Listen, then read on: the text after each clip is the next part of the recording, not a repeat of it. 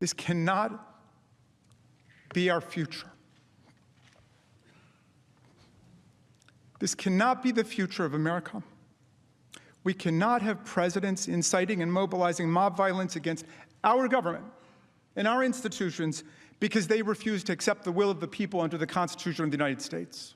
Let's get some analysis now from Joe Siracusa. He joins me from Melbourne, Australia, where he's a professor of security and diplomacy at Curtin University. Joe, really appreciate your time. Now, when cases are made in this trial, which starts on Wednesday, do you think Democrats are going to put a lot of focus on the former president not actually accepting the election results last year, and all of that as context to what led up to the Capitol riots last month? Yes, they will emphasize the president's failure to accept the results of the November 3rd election. But, you know, it's 370 days since the last impeachment, and they used everything they could to try to convict the president. They're going to have the same problem this time, and that is they're going to have a problem persuading 2/3 of the Senate to convict. Now, we call this a trial.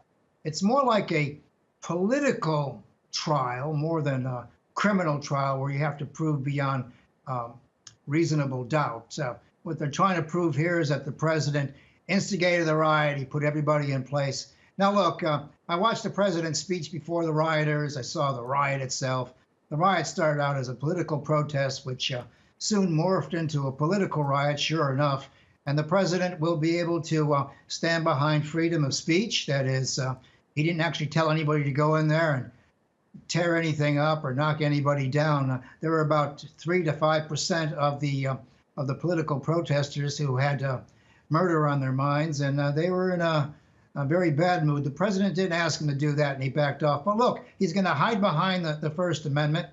But today, the Democrats have a great tactical victory. The senators have ruled, that is by 55 to 44, that it is possible that the president will be, a former president will be impeached in the Senate. So that's a tactical victory for them. And it is a good victory for the progressive or the far left of the Democratic Party. And of course, Joe Biden would like to see all this disappear as soon as possible. Yeah, because people say he just wants to get on with the day-to-day running of the country. And you say this is a tactical victory for the Democrats, but does this also set a precedent for the next few years? If the Republicans take control of the Senate again, would they then be able to impeach Joe Biden on any charges?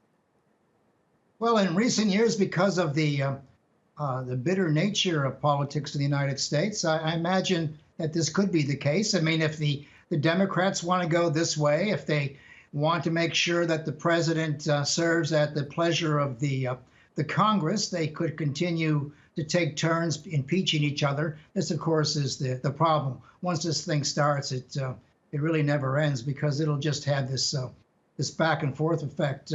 Look, it's about numbers. As soon as the Democrats got the numbers in 2018, they were determined to impeach President Trump. When they got the numbers again, they impeached him. You know, if you have the numbers, you can do what you want. I like to say that when Nancy Pelosi has enough numbers, she could impeach a ham sandwich. I mean, it's just what they want to do.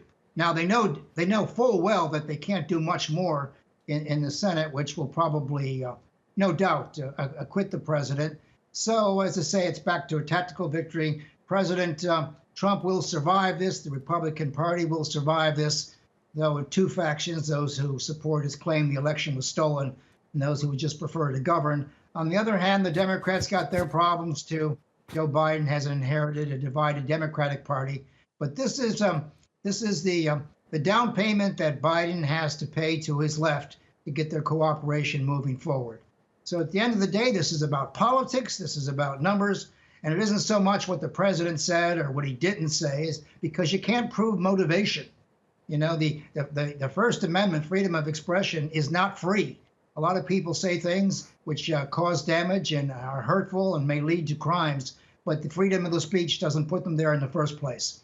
So I think it's a big stretch for the Democrats to try to go as far as they're going. But as I say, they got a tactical victory today, so much for that. Yep, politics and numbers all at play here. Joe Siracusa, thanks so much for your analysis. Appreciate it.